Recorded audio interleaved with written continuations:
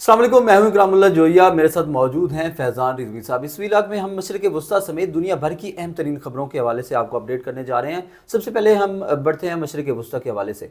मशरिक़ वुस्ता की जो मौजूदा सूरत हाल है फैज़ान साहब, कुछ वीडियोज़ हैं वो भी मैं देख रहा था, तो जिसमें बारिश और सैलाब की सूरत हाल है। तो जंग और सैलाब और बारिश, क्या मुश्किलात मज़ीद बढ़ चुकी हैं फ़लस्तीनियों के लिए? अच्छा, बिल्कुल आपने ठीक कहा कि आप अंदाज़ा लगाएं कि दिसंबर का महीना 2 साल से तवील जो जंग है वो किस तरह की जंग बंद हुई, वो भी आपके सामने है कि किस तरह की जंग बंदी हुई। उसके बाद ये तूफ़ानी बारिशें मैं दिखा रहा हूँ व्यूवर्स को, कुछ मनाजिर जो हैं गज़ा की पट्टी से, और ख़बरें इस तरह की हैं कि 14 लोगों को बहा कर ले गई ये सैलाबी बारिशें, और 27,000 खैमे वो भी बह गए इन सैलाबी बारिशों के अंदर। जो गजा के मासूम फ़लस्तीनी हैं खुले आसमान के नीचे, अब वो टूटी फूटी इमारतों के अंदर अगर कोई वो शेल्टर तलाश करने की कोशिश करते हैं तो उनको इसराइलियों की जानिब से टारगेट किया जा रहा है। और कुछ इमारतें भी इस तूफ़ानी बारिश की वजह से, क्योंकि वो ऑलरेडी टूट फूट का शिकार हैं और उसके अंदर अगर पनाह लेने की कोशिश कर रहे हैं ये गजा के मासूम फ़लस्तीनी, तो ये बताया जा रहा है कि 4-5 जो इमारतें हैं वो भी गिर गई इन बारिशों की वजह से, और 27,000 खैमे मैंने आपको बताया जो बह गए।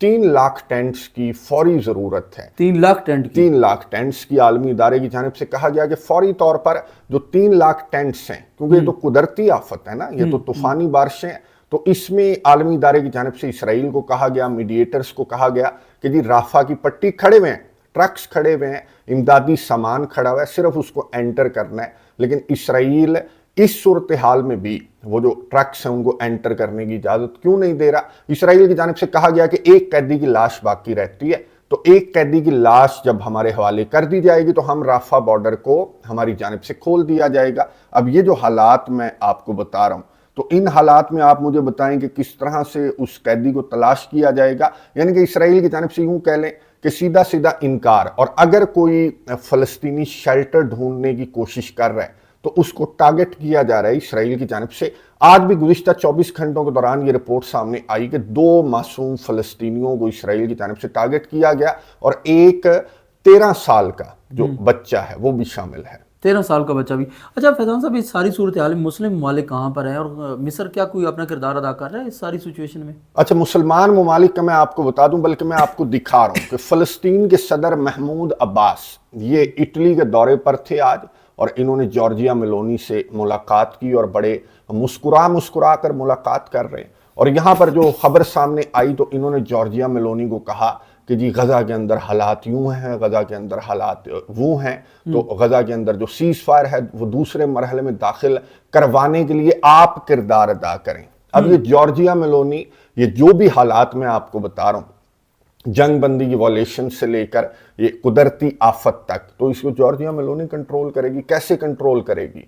आप जॉर्जिया मेलोनी से जाकर क्यों सिफारिश कर रहे हैं? क्योंकि जॉर्जिया मेलोनी के डोनाल्ड ट्रंप के साथ बड़े अच्छे ताल्लुकात हैं, यानी कि डोनाल्ड ट्रंप से डायरेक्ट भी सिफारिशें करते हैं और जॉर्जिया मेलोनी के थ्रू भी सिफारिशें की जा रही हैं मुसलमान ममालिक की जानिब से। और तुर्कमेनिस्तान के अंदर जो भी मुसलमान ममालिक मौजूद थे, इंक्लूडिंग वर प्राइम मिनिस्टर शहबाज शरीफ, तुर्किया के सदर रजब तैयब एर्दोगान, आपको मालूम है कि सिग्नेटरी हैं इस गजा जंग बंदी के, इसके ऊपर इन्होंने दस्तखत कर रखे हैं। तो यहाँ पर इनकी साइडलाइंस के ऊपर मुलाकातें हुई इस अमन फोरम के साइडलाइंस पर, और वहाँ से भी यही खबरें सामने आई कि जी मुसलमान ममालिक जो है वो गजा जंग बंदी पर अमल दरामद को लेकर बयानात जारी कर रहे हैं। और जो मेन बयान है वो इनकी जानिब से यही जारी किया जा रहा है आजकल, जो दूसरे मरहले को लेकर बयान है ना, कि जी हमास की जमात से हम नहीं लड़ेंगे, हम हमास की जमात से हथियार नहीं लेंगे। आप कौन सा इसराइल से कौन सा आप लड़ें, या इसराइल से कौन सा आपने हथियार ले लिए? तो ये एक और ही बहस छेड़ कर बैठे हुए हैं, और ये इस तरह के जेस्चर दे रहे हैं ये मुसलमान ममालिक जो हैं, ये सारे मीडिएटर बनकर बैठ गए। भाई अगर सारे तुम सालिस बनकर बैठ जाओगे कि जी हम हमास की जमात से हम हथियार नहीं लेंगे, हम हमास की जमात से नहीं लड़ेंगे, कि भाई हमें जो मुसलमान हैं वो हमारे खिलाफ इस तरह की बात ना करें कि जी ये तो मुसलमान ममालिक ने तो इनकार कर दिया हमास की जमात से लड़ने से, तो कोई बहुत अच्छा काम कर दिया आपने, आप तो इसराइल के खिलाफ भी नहीं लड़े, आप तो ये जो वायलेशंस हैं इस पर भी आवाज आप नहीं उठा रहे। और ये जो कुदरती आफत है इससे निमटने के लिए जो खैमों वगैरह की जरूरत है, तो आपकी ये 57 इस्लामी ममालिक के होते हुए अगर 3 लाख खैमे एंटर नहीं हो सकते गजा की पट्टी के अंदर, तो फिर क्या करना इन सालसों का। फैज़ान साहब, आप जैसे अमन फोरम की बात कर रहे हैं, उसमें हमारे वज़ीर-ए-आज़म जो हैं वो भी वहाँ पर मौजूद थे। उनकी एक वीडियो जो है वो वायरल हो रही है, जिसमें पुतिन का वो इंतज़ार करते हुए 40 मिनट जो है उन्होंने गुजार दिए हैं। बड़ी लड़ाई जो है वो, बड़ी बहस जो है वो चली सोशल मीडिया के ऊपर, ख़ासतौर पर एक्स के ऊपर। तो ये क्या मामला है? अच्छा, तुर्कमेनिस्तान के अंदर अमन फोरम चल रहा था और यहाँ पर वजीर आजम शहबाज शरीफ, रशिया के सदर भी यहाँ पर मौजूद थे। तो वजीर आजम शहबाज शरीफ की पुतिन के साथ मीटिंग स्केड्यूल थी।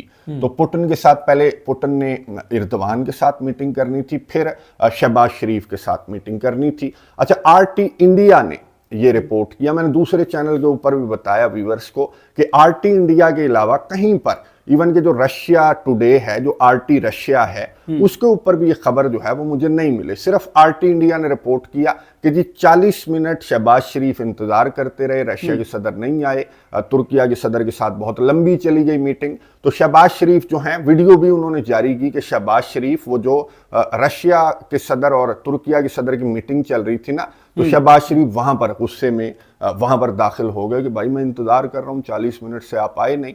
अच्छा, ये जो आपने बिल्कुल ठीक कहा कि एक्स के ऊपर जो बहस है वो चल पड़ी, जब ये आरटी इंडिया की जानिब से खबर सामने आई ना, ये वीडियो, तो एक्स के ऊपर भर गया। एक्स जो है कंपेयर कंट्रास्ट किया जाने लगा शहबाज शरीफ को लेकर, और बहुत सारी बातें, क्योंकि मैंने आपको बताया था कि इंटरनल पॉलिटिकल सिचुएशन का फायदा जो दूसरी तीसरी पार्टियां हैं वो बहुत अच्छे तरीके से उठाती हैं। तो बहुत ज्यादा ट्विटर के ऊपर, एक्स के ऊपर, सोशल मीडिया के ऊपर इस क्लिप को बहुत ज्यादा वायरल ये क्लिप हो गया, आरटी इंडिया का जो क्लिप है, और आज आरटी इंडिया की जानिब से डिलीट कर दिया गया। वही ट्वीट जो है वो डिलीट कर दिया गया। वही ट्वीट, वही जो वीडियो है वो आरटी इंडिया ने डिलीट कर दी और ये कहा कि जी गलत इंफॉर्मेशन की वजह से हम इस वीडियो को जो है और इस ट्वीट को अपनी डिलीट कर रहे हैं। अब जो दूसरी पार्टियां हैं वो एक्स के ऊपर आप जाकर देख लें, दूसरी पार्टियां, पहली पार्टी जो कल एक्टिव थी, तो अब उसकी क्लास दूसरी पार्टी की जानिब से ली जा रही है। यानी कि भारत के एक आरटी इंडिया ने एक ट्वीट कर दी और यहां पर जो है वो एक जंग छिड़ गई ट्विटर के ऊपर। तो ये जो इंफॉर्मेशन की जंग है ना, गोदी मीडिया का आपको मालूम है, और वो वाकिफ हैं पाकिस्तान के अंदर जो इंटरनल जो इश्यूज हैं, सिचुएशन है ना, तो उस पर ये प्रोपेगेंडा करना भारत का मीडिया और भारत जो है वो प्रोपेगेंडा करना बहुत अच्छी तरीके से जानता है।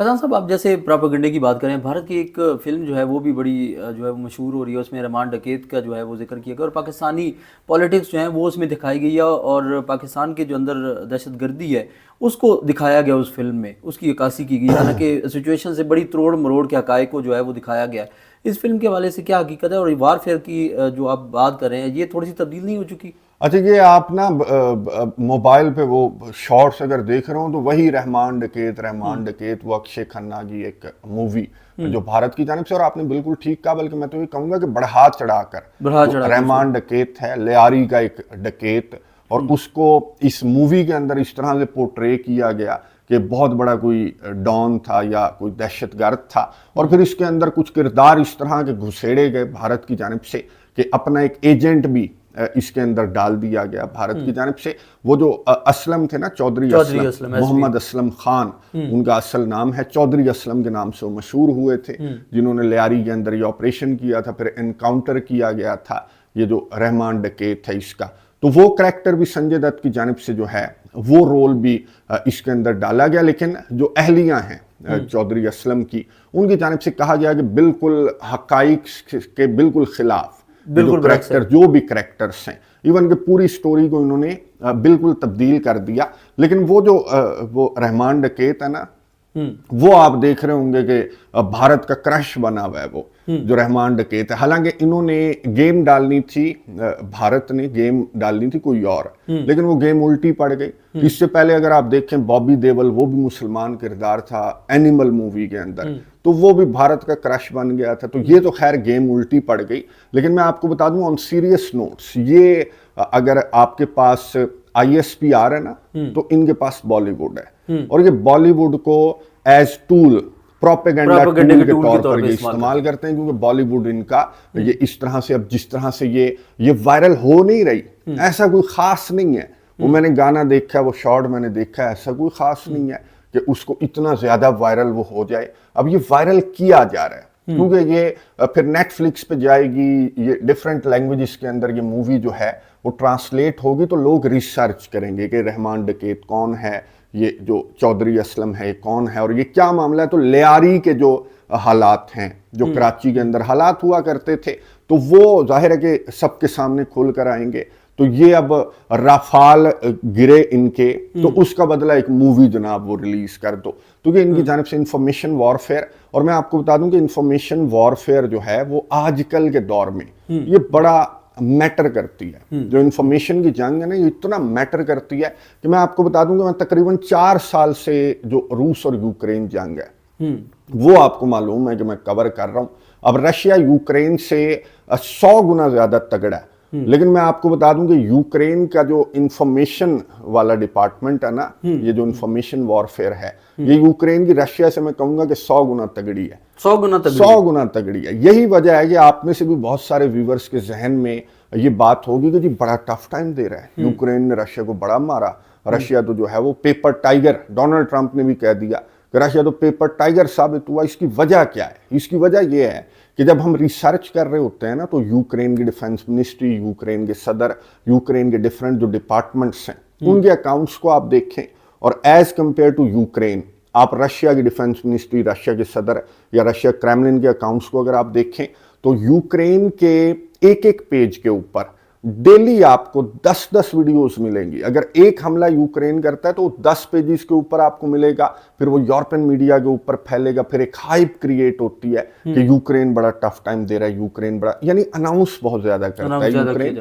और रशिया जो है वो उस तरह से अनाउंस नहीं करता। यूक्रेन का सोशल मीडिया, इसराइल का सोशल मीडिया, ईरान का सोशल मीडिया, हमास का, पाकिस्तान का सोशल मीडिया, ये बड़े तगड़े हैं सोशल मीडियाज जो इन कंट्रीज के जिनका मैंने नाम लिया ना। और ये ISPR की तारीफ तो आपका दुश्मन भी करता है आजकल। तो खैर ISPR का जब नाम लेते हैं तो वो जो रीसेंट प्रेस कॉन्फ्रेंसेस हैं वो जहन में आ जाती हैं। अगर आप थोड़ा सा पीछे जाएं तो ये आपके ISPR से आपका दुश्मन ये भारत, ये भी ISPR की तारीफ करता है। तो इस तरह के जो विंग्स हैं या इस तरह का जो सोशल मीडिया है, इस तरह की जो इंफॉर्मेशन वॉरफेयर, आजकल के दौर में तो इंफॉर्मेशन वॉरफेयर के बगैर यूं कह लें कि कंप्लीट ही नहीं है ना वॉरफेयर। तो ये ISPR के मुकाबले में ये बॉलीवुड को इस तरह का इन्होंने एक प्रोपेगेंडा टूल बना दिया है, प्रोपेगेंडा टूल बना रखा है।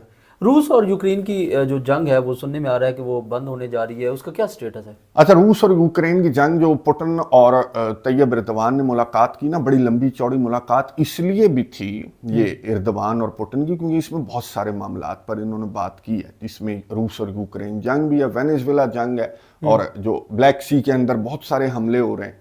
तुर्किया के कुछ जो शिप्स हैं उनको आज टारगेट किया गया रशिया की जानिब से। ये भी यूक्रेन के मीडिया के ऊपर ये वीडियोस दिखा रहा हूं, तो यूक्रेन के मीडिया भरा पड़ा है, यूक्रेन का सोशल मीडिया, यूक्रेन के सदर का अकाउंट, यूक्रेन की डिफेंस मिनिस्ट्री का अकाउंट, कि कल पुतिन मुलाकात कर रहा था एर्दोगान से, और आज तुर्किया के जो जहाज हैं वो जलाकर राख कर दिए गए पुतिन की जानिब से। तो अभी ये लड़ाई तो चल रही है, रशिया और यूक्रेन के दरमियान लड़ाई चल रही है, लेकिन डोनाल्ड ट्रंप जो है वो बिल्कुल एंड पर आ गया है। क्योंकि डोनाल्ड ट्रंप जब सदर ये कैंपेन चला रहा था अपनी सदारत की, तो इसने दावा किया था कि मैं 24 घंटों में रूस और यूक्रेन जंग को बंद कर दूंगा। तो अब ये डोनाल्ड ट्रंप ने कुछ 24 फॉर्मूले रखे इनके सामने। अब डोनाल्ड ट्रंप जो है उसने कुछ फाइनल प्रपोजल रख दिया और साथ धमकियां भी लगा दी हैं यूरोप को भी, यूक्रेन को भी, बस ये प्रपोजल फाइनल है और इस पर कोई नखरा अगर तुमने दिखाया तो फिर तुम जानो और रशिया जाने। तो अब खबरें इस तरह की हैं कि ये प्रपोजल जो है वो यूक्रेन, जितना दबाव है, जितना प्रेशर है अमेरिका की जानिब से, और रिपोर्टेडली यूरोपियन कंट्रीज की जानिब से भी बहुत ज्यादा प्रेशर है कि भाई बस कर यार, अमेरिका जो है वो नाराज हो जाएगा। आपको मालूम है कि अमेरिका को तो डैडी कहते हैं जो यूरोपियन कंट्रीज हैं। तो अमेरिका की नाराजगी की वजह से लग ये रहा है कि यूक्रेन, डोनाल्ड ट्रंप का जो रिवाइज्ड प्रपोजल है उसको यूक्रेन की जानिब से एक्सेप्ट कर लिया जाएगा। फैजान साहब, वेनेजुएला जो है उसकी जंग की क्या सूरत हाल है, वहाँ वो कहाँ तक स्टेटस पहुंचा उसका? अच्छा, रूस के सदर व्लादिमीर पुतिन की एंट्री हुई थी लास्ट वीडियो के अंदर, मैंने आपको बताया था। उसके बावजूद अमेरिका नहीं रुक रहा। ये मैं मैप दिखा रहा हूँ, इस तरह के मैप्स, ये रीसेंट मैप मैं आपको दिखा रहा हूँ कि अमेरिका के कुछ तैयारे ये अब वेनेजुएला के अंदर, वेनेजुएला की फिजाओं के अंदर दाखिल भी होने लगे हैं। और डोनाल्ड ट्रंप ने रिसेंटली ये बयान दिया कि मादुरो के दिन गिने जा चुके और वेनेजुएला के ऊपर अमेरिका की जानिब से बहुत जल्द जो जमीनी हमला है वो वेनेजुएला के ऊपर किया जाएगा। वेनेजुएला की जो अपोजिशन लीडर हैं,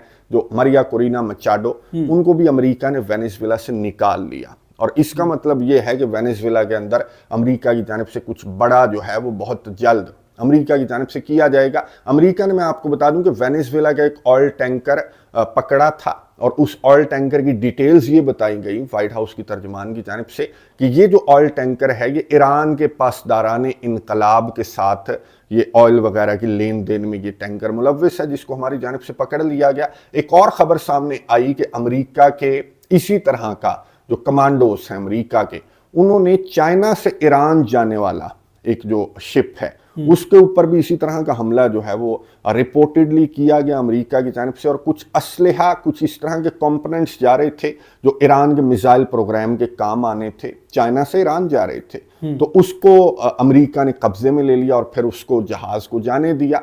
तो ये अब पकड़ धकड़ जो है वो अमेरिका की जानिब से बहुत ज़्यादा तेज़ कर दी गई है। यानी कि वेनेजुएला के खिलाफ, ईरान के खिलाफ, इवन के चाइना के खिलाफ जो अमेरिका है वो मैदान में आता हुआ नज़र आ रहा है। तो टेंशन्स बहुत ज़्यादा बढ़ रही हैं। जहाँ तक ताल्लुक है ये चाइना, रशिया, ईरान और वेनेजुएला, ये एक ही ब्लॉक है ना, तो इसके खिलाफ अमेरिका जो है वो बहुत ज़्यादा खुलकर अमेरिका के सदर डोनाल्ड ट्रंप सामने आ रहे हैं। तो रूस और यूक्रेन जंग अगर बंद हो भी जाती है तो यहाँ पर वेनेजुएला के खिलाफ अमेरिका जंग जो है ये जंग छेड़ने का इरादा रखता है। फैजान साहब, जैसा कि आपने पिछले व्लॉग में जो है वो बड़े तफसीली तौर पर बताया था कि रशिया जो है वो खुल के सामने आया, क्या उसके रशिया के खुल के सामने आने के बावजूद जो है वो अमेरिका वेनेजुएला के ऊपर हमला कर सकता है? अच्छा, रशिया के सदर व्लादिमीर पुतिन ने टेलीफोन कॉल भी की, मादुरो को टेलीफोन कॉल की और अपने ताउन की यकीन दहानी करवाई पुतिन ने कि हम तुम्हारे साथ खड़े हुए हैं, टेंशन नहीं लेनी तुमने। और उसके बाद ये जो डोनाल्ड ट्रंप की जानिब से बयान सामने आया ना, ये उसके बाद सामने आया। यानी कि पुतिन का मैसेज जो है वो डोनाल्ड ट्रंप ने बहुत लाइट लिया। मेरी अंडरस्टैंडिंग मुताबिक डोनाल्ड ट्रंप यहाँ से पुतिन को ये कहेगा कि यार यहाँ पर मैं तेरे वारे की डील करवा रहा हूँ यूक्रेन के साथ, तो वहां पर जो है वो दरमियान में ना आना, अपनी टांग ना अड़ाना। लेकिन रशिया की जानिब से वाज़े पैगाम दे दिया गया, हालांकि बड़े क्रूशियल स्टेज के अंदर ये जो यूक्रेन मुज़ाकरात है ना, ये बड़े क्रूशियल स्टेज के अंदर है। और मैं नहीं समझ रहा था कि इस वक्त में रशिया इतना खुल कर आएगा कि मेरी तो जो मेरे वारे की डील है वो तो खराब हो जाएगी अगर मैं वहां पर वेनेजुएला के अंदर टांग अड़ाऊंगा। लेकिन रशिया जो है वो खुल कर आ गया, क्योंकि अमेरिका बहुत करीब आ गया वेनेजुएला के ऊपर, हमले को लेकर बहुत करीब आ गया। तो पुतिन इससे ज्यादा इंतजार नहीं कर सकता था। इसके बाद तो हमला ही होना वेनेजुएला के ऊपर। बहुत शुक्रिया जी फैजान साहब, अपने तफसील से आगाह किया। व्यूअर्स, हमने बड़ा तफसीली तौर पर दुनिया भर की अहम खबरें और खुसूसी तौर पर जो है मशरिक़ वुस्ता की सूरत हाल जो है वो आपके साथ रखी। आपको ये व्लॉग कैसा लगा, अपनी राय का ज़रूर इज़हार कीजिएगा। अपना भी बहुत सारा ख्याल रखिए और हमारे यूट्यूब चैनल का भी अल्लाह निगहबान।